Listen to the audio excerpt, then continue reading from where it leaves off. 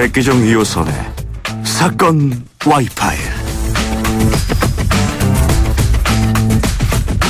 네, 사회 이슈를 바라볼 때 늘 강조해도 또 끝없이 강조해도 전혀 부족함이 없는, 또 모자라지 않는 그런 게 있습니다. 뭐냐? 다양한 각도에서 확실하게 사건을 바라보는 것 아니겠습니까? 이를 확실하게 도와주실 두 분 나가겠습니다. 백기종 전 수서경찰서 강라팀장, 안녕하세요. 안녕하십니까. 2주 만에 뵙겠습니다. 네, 그리고 2호선 심리상담 전문가 나가겠습니다. 안녕하세요. 안녕하세요. 두 분 안 뵈니까 사실은 조금 뭔가 허전하고 섭섭하더라고요. 매너멘탈이시죠?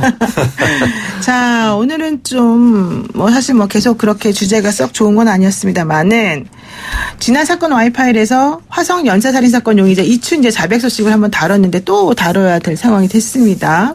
이미 해결됐다고 생각했던 8차 사건에 대해서 자신이 한 것이라고 얘기를 하고요. 또 사실은 다른 범죄에 대해서도 계속 얘기를 하고 있는데요. 이렇게 이춘재가 계속 자백을 이어가는 이유가 도대체 뭡니까? 유선 상담 심리 전문가님. 네. 사실 저는 이 춘재의 이 계속되는 진술을 보면서 이 사람이 정말 심장이 있나 이런 생각이 들 정도로 마치 온도가 없는 사람이 아닌가 이런 생각이 들 정도인데요. 근데 그러면 도대체 같이 어쨌든 숨을 쉬고 사는 사람으로 도대체 이 춘재는 왜 지속적으로 이런 고백들을 하고 있는가, 또 자백들을 하고 있는가 생각을 해보게 되는데, 아마도 이 춘재도 나름 속으로 심리적 대차 대조표를 아마 만들었을 겁니다. 내가 자백을 했을 때의 상황과 자백을 하지 않았을 때의 상황을 아마 대차 대조표를 만들어서 자백을 하는 것이 본인에게 또 유리하다고 판단을 했던 것 같아요. 그 유리라고 하는 건 내가 감옥에서 수감 생활을 덜 하겠다 이런 것이 아니라 이미 그 부분은 포기를 한 것 같고요. 사실상 가석방 불가하게 됐고, 또 변호의 여지도 아마 없을 가능성이 굉장히 높고, 과학수사 증거도 계속 들어오고 있고요. 또 앞으로 형량이 더 증가될 가능성이 훨씬 더 높아진 거잖아요. 그렇다면 아마 석방은 어려울 것이다, 이렇게 판단을 한다면 그 가운데 내가 잃은 것들을 생각하게 되겠죠. 어차피 난 공동체로 돌아가지 못할 것이고, 나는 지속적으로 가족들로부터 버림을 받을 것이고, 또 홀로 남겨질 것이고, 그렇다면 내게 남은 것은 뭔가, 이름이라도 석자 남기자, 아마 이런 의미에서 지금 우리가 만나고 있는 이 사람은 이미 불쾌감을 넘어가지고 실제 연속 살인 사건에 대해서 끊임없이 앞으로도 역사적으로 계속 거론되고 또 광기 넘치는 연쇄살인마, 아마 이런 어떻게 보면 악당 1위 조커를 꿈꾸고 있는 거 아닌가. 우리가 알고 있는 범죄 역사의 영웅, 그 이름을 남기고 그 족적을 남기겠다. 이게 어쩌면 본인에게는 플러스로 남을 수 있는 마지막 조건이 아닌가. 이렇게 생각하고 있는 게 아닌가 싶어요. 심리적 대차 대조표를 계산기를 두들겨 봤더니 손해날 게 없다. 그러니까 계속해서 추가 자백을 하고 있는 거다. 어차피 추가 기소도 안 될 거다. 이런 얘기인 것 같은데, 즐기고 있는 게 아닌가, 정말 이런 불쾌한 생각까지 듭니다. 그런데요, 백기정 팀장님, 네. 8차 사건의 경우에는 윤 씨라고 하는 분이 이미 진범이라고 하면서 20년 정도의 형을 치르고 난 상태인데요. 네. 지금 그 당시에 범인으로 몰리게 된, 그리고 또 판결까지 받게 된 그 경위와 관련해서 또 계속 얘기가 나오고 있지 않습니까? 네. 이건 어떻게 봐야 됩니까? 저희가 지금 오늘 이제 여기서 지금 보면은 윤모 씨가 이제 주장이, 물론 그분도 억울하다고 생각을 하니까 그런 주장을 하겠죠. 하지만 저는 이제 그 객관적인 팩트 체크를 말씀드리고 싶어요. 그냥 판단 몫은 청취자분들이 하실 거거든요. 이 8차 사건이 언제 생긴 거냐면 88년 9월 16일 날 태안읍 진안리에서 발생을 합니다. 그러니까 13세 박모양, 이제 14세였고 만 13세 소녀였죠. 이 피해자가 전날 밤 11시 20분까지 TV를 보고 잠이 들었어요. 그런데 다음날 아침에 어머니가 학교를 보내기 위해서 깨웁니다. 그런데 이불이 덮인 상태에서 이미 사망을 했어요. 성폭행 당한 흔적도 있었고 목절려 사망한 상태로 발견이 됐죠. 집 안에서요? 그러면 집 안에서. 그러니까 지금까지 이 모방범죄라고 하는 부분은 이춘재 범행은 모두 야사이나 들 같은데 이런 옥에서 일어난 사건이고, 네. 그다음에 수법 같은 게 상당히 틀려요. 피해자의 속옷으로 재갈을 물린다든가 아니면 손목을 묶는다든가 또 그 피해자의 시신에 이물질을 투입시키는 그런 가학적인 아주 끔찍한 행위를 했었잖아요. 근데 이런 상황이 좀 수법이 상당히 상이한데 결국은 경찰이 현장에 출동을 해서 채모를 수거를 합니다. 채모를 수거해서 국립각수사연구원 등 2개소에다 분석을 의뢰를 하죠. 그렇게 하니까 어떻게 나오냐면 티타늄 성분이 상당히 중금속 성분이 발견이 돼요. 그리고 혈액형은 뭐냐? B형이에요. 근데 지금 이춘재 혈액형 뭐죠? O형이거든요. 네. B형이 발견이 됩니다. 그렇게 돼서 그 당시 그 화성 수사본부에서 무슨 수사를 하느냐면 태안읍 관내에 소위 말하면 티타늄 업소로 추정되는 종사자들을 지금 460명 넘게 대상자를 선별해 수사를 하죠.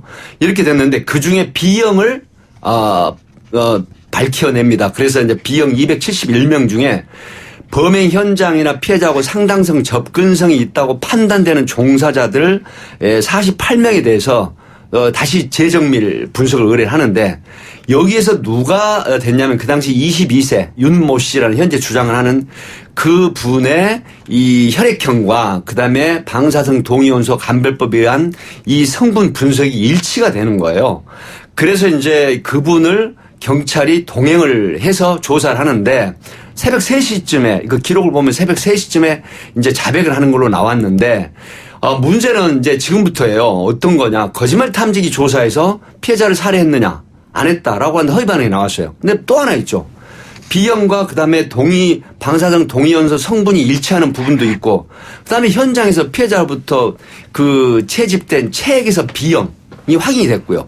그다음에 문제는 지금 기록에 정확하게 제가 말씀 다 못 드리겠지만 지문이 발견됐다라는 부분들 이런 부분들 때문에 결국 1심, 2심 대법원에서 유죄가 확정이 돼서 20년형 무기징역 케이스 20년형을 살고 가석방으로 나오신 분이에요. 물론 지금 박준영 변호사가 재심을 하시겠다고 하는데 저는 수사관들의 부당행위 그러니까 뭐 가혹행위나 고문 등 그런 어떤 이런 부분들은 별건으로 치고 이런 팩트 체크는 정확하게 알아야 된다. 그래서 그 당시에 수사관들이 왜 이런 어떤 고문이라든가 가혹행위를 했느냐 하는 근거는 뭐냐. 지금 뭐 일부 매체에서 보도가 됐잖아요.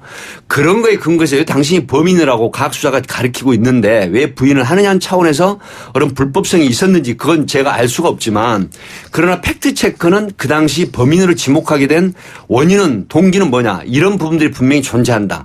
이런 부분은 말씀을 드리고 싶네요. 그러니까 당시 나름대로 과학 수사를 한 것이다. 그렇죠. 그러니까 네. 뭐 근거 없이 오로지 가혹행위 때문에 자백을 해서 유죄가 선고된 게 아니다. 그렇죠. 그냥 어떤 죄도 전혀 없는 사람, 그다음에 전혀 근거가 없는 사람을 데려다가 뭐 추궁을 하고 가혹행위를 하고 뭐 구타하고 이런 건 아니었다. 그러니까 그런 부당한 된다. 방법은 별건으로 치고 이런 팩트 체크는 알아야 되겠다. 이런 그렇군요. 차원에서 말씀을 드리는 거죠. 그런데 사실은 또 1998년도 9월에 그 김 씨라고 하는 사람이 화성 살인 사건의 또 피의자로 지목이 됐다가 결국 살인죄를 인정하고 형을 또 살고 나왔단 말이에요. 그래서 그분도 역시 나도 당시 수사팀으로부터 가혹행위를 당해서 자백을 한 거다 이런 얘기를 하고 있단 말이에요. 그러면 지금 말씀하신 그런 과학수사와는 별도로 계속해서 수사를 하시는 분들이 꼭 자백을 받아내서 이 사람을 범죄자를 만들어야 되겠다라고 하는 어떤 압박감을 느껴서 수사가 조금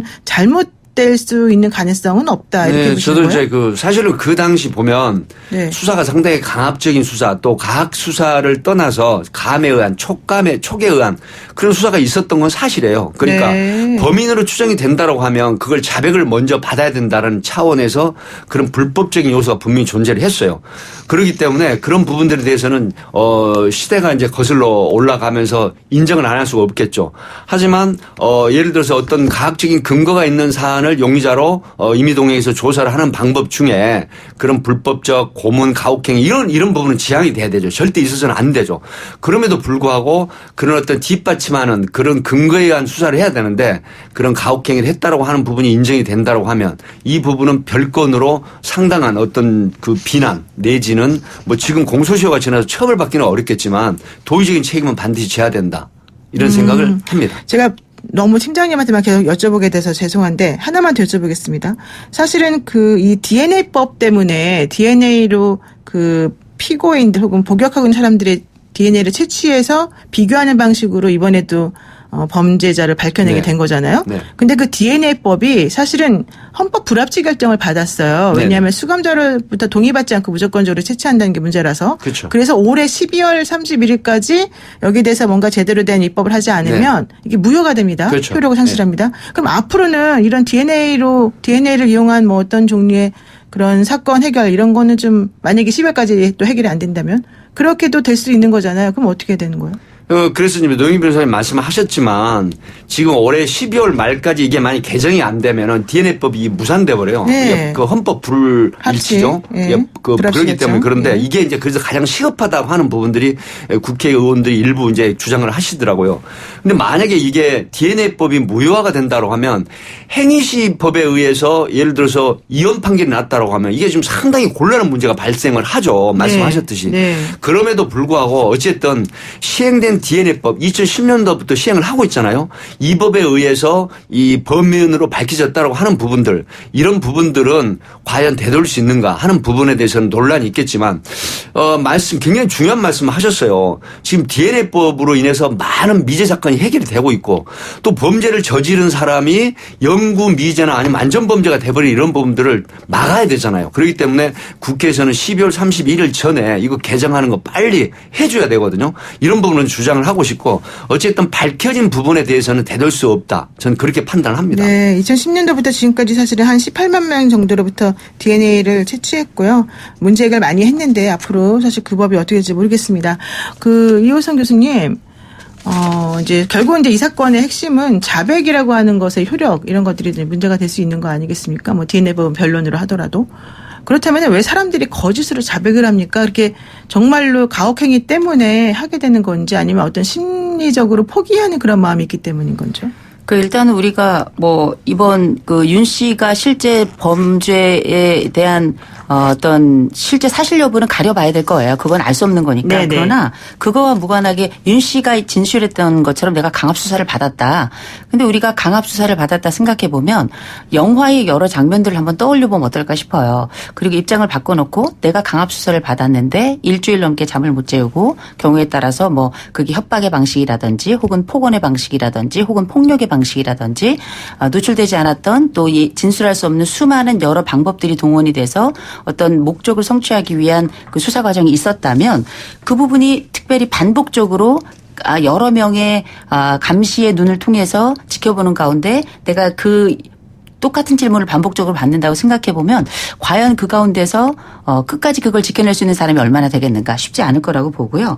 그러니까 결국 우리가 어떤 자백을 받기 위해서 생각하는 거는 설득의 방법이라고 생각하는데 우리가 알고 있는 파토스나 로고스나 에토스나 이런 논리적인 방식도 굉장히 좋습니다만 강압을 이길 만한 설득은 없어요. 또 폭력을 이길 만한 설득은 저는 없다고 생각합니다. 네. 그러면 우리가 생각했던 두려움이 예측이 되고 또 암시가 지속적으로 오고 거기에 끊임없이 지켜보는 눈이 있다면 그 가운데 자백하지 않을 수 있는 사람이 얼마나 되겠는가. 그러니까 우리가 어떤 것들에 대해서 변절한다. 그러면 이게 무조건 나쁜 거라고만 생각하지만 네. 변절의 과정이 있었던 것처럼 실제 알고 있는 우리 강압수사 현장에 내가 있었다고 생각한다면 저라고 자유로웠을까? 전 그러긴 어려웠을 거라고 봅니다. 오죽했으면 자백했을까라는 생각을 윤 씨의 입장에서 생각해 본다면 그렇게 생각해 볼 만한 여지가 있다는 거죠. 자백할 수밖에 없는 그런 분위기가 형성이 되고 결과적으로는 그런 허위든 아니든 우리 아직 밝혀내지 않습니다만은 어쨌든 그렇죠. 허위일 수 있는 자백도 결과적으로 나올 수밖에 없다 이런 얘기네요. 그러면 만약에 강압 수사로 인해서 그런 허위 자백이 있다라고 하면 사실 우리 시민 입장에서는 상당히 불안할 수밖에 없어요. 그리고 공권력에 대해서 우리가 좀 믿음이 안 갈 수밖에 없는 부분인데요. 이거 어떻게 봐야 돼요, 그러면은? 그러니까 우리가 이런 강압 수사와 관련해서 여러 가지 고민들을 하게 되는 거죠. 첫 번째 말씀하셨던 것처럼 공권력을 과연 믿을 수 있겠는가? 우리의 수사 과정은 얼마나 공정한가? 네. 이 부분을 생각하게 되는 건데 그러니까 최근에는 보면 여러 수사에 관련된 과정들을 녹취를 한다든지 녹화를 한다든지 그래서 이후에 다시 점검을 하게 한다든지 이런 과정들은 굉장히 중요하고 의미 있는 과정이라고 생각하고요. 우리가 생각했던 것처럼 과거 인권이 없던 시절 그 시절의 강압수사와 지금 인권에 대한 논의가 진행되고 있는 이 상황에서 강압수사는 조금 다를 거라고 저는 생각을 하고요. 아까 우리 DNA 채취와 관련해 가지고 그러면은 범죄자들이 과거에 있던 범죄를 은닉하고 이러기 위해서 너무 범죄가 날뛰는 이런 세상이 되지 않겠는가 이런 고민도 합니다만 생각해 보면 내가 했던 범죄에 대해서 나의 모든 향후 가능성까지도 내 DNA를 통해 가지고 가늠하겠다는 거잖아요. 네. 그러면 과연 이런 범죄자들에게는 인권이 없는가? 이 부분에 대해서 좀 생각을 해볼 주제라고 좀 범죄자 보고요. 인권도 봐야 된다. 지금 백기련 팀장님, 지금 이춘재 얘기를 들어보면 저는 좀 너무너무 놀랍고 끔찍하다는 생각이 드는데요. 왜냐하면 14건의 그 살인을 자기가 얘기했는데 결국은 한 건도 못 잡아낸 거예요, 경찰이. 네. 너무 무능한 거 아니에요? 경찰이 너무 농락당한 거 아니에요? 사실 농락당했죠. 왜 그러냐면 이춘재 입장에서는 그 당시 그 3km 이내 반경, 현재는 아니지만 그 당시 3km 이내에 있는 피해자들, 그러니까 뭐 정말 10대 소녀부터 71세 할머니 되시는 분까지 성폭행하고 살해하고 이런 부분들인데 과연 이런 끔찍한 범죄를 무려 4년여, 만 5년여에 걸쳐서 했음에도 불구하고 체포되지 않고 검거되지 않았다고 하는 부분들이 그 당시 수사에 참여했던 진짜 연인원 뭐 정말 어마어마한 그 경찰관 인력이 투입이 됐음에도 불구하고 체포되지 않았다고 하는 부분들이 과연 이춘재가 이런 어떤 범죄에 있어서 정말로 치밀하고 정말 화이트 칼라적인 그런 어떤 범죄를 했구나라고 싶은 생각이 듭니다. 그래서 그 당시 수사를 했던 경찰관들, 수사관들 정말 할 말이 없어요. 그렇게 됐는데 지금 DNA법에 의해서 이제 밝혀졌지만 그럼에도 불구하고 그 당시 여러 가지 문제를 야기를 했잖아요. 앞서 말씀하셨지만 불법적인 요소로 인해서 결국은 극단적인 선택을 한 피해자까지 생겼단 말이죠. 이런 부분들에 대해서는 다시 한번 이 정말 그 어떤 가오를 뉘우치는 그런 반성의 기미를 하고 다시는 그런 일이 발생하지 않도록 해야 된다는 생각이 드는데 지금 이춘재 입장에서는 이 부분들이 도대체 14건뿐만 아니라 심지어 그 초등학생을 성폭행하고 살해했다는 얘기까지 지금 실토를 했단 말이에요. 근데 이런 부분들이 과연 뭐 퍼즐 맞추기 수사가 아니라 진실에 가까운 그런 진실을 명명백백하게 밝혀지는 그런 수사를 할 필요가 있다. 그래서 지금 현재 이춘재의 모든 진술에 언론 국민들이 모두 경악을 하고 있지 않습니까? 그래서 경기 남부지방경찰청 수사본부에서는 가장 중요한 게 하나 있어요.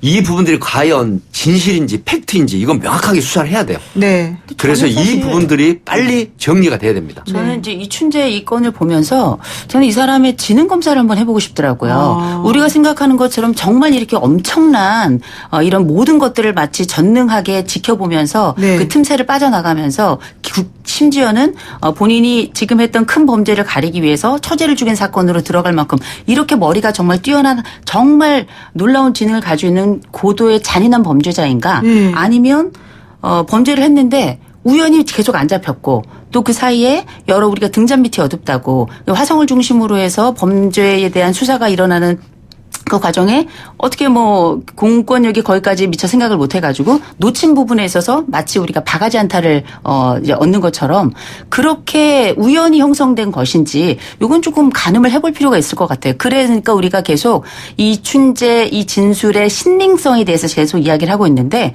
이게 어떤 정말 우리가 생각지 못했던 우연의 결과들이 있을 수 있거든요. 그 과정의 결과인데 여기에 이 사람의 영웅심이 들어가 있는 건지 아니면 정말 고도의 이춘재가 머리가 너무 좋아서 기획돼서 우리가 전체 사회가 이 사람이 가지고 있는 이 전능감의 이 기쁨과 이 환희에 놀아나고 있는 건지 이건 한번 좀 살펴볼 필요가 있다고 좀 봅니다. 네, 이춘재 머리 너무 좋아. 정말 끔찍한 말입니다. 네, 오늘 시간이 없어 여기까지 해야 될 것 같아요. 두 분 여기까지 듣겠습니다. 고맙습니다. 네, 감사합니다. 고맙습니다. 네, 지금까지 백기정 전 팀장님 그리고 이호선 교수와 함께했습니다.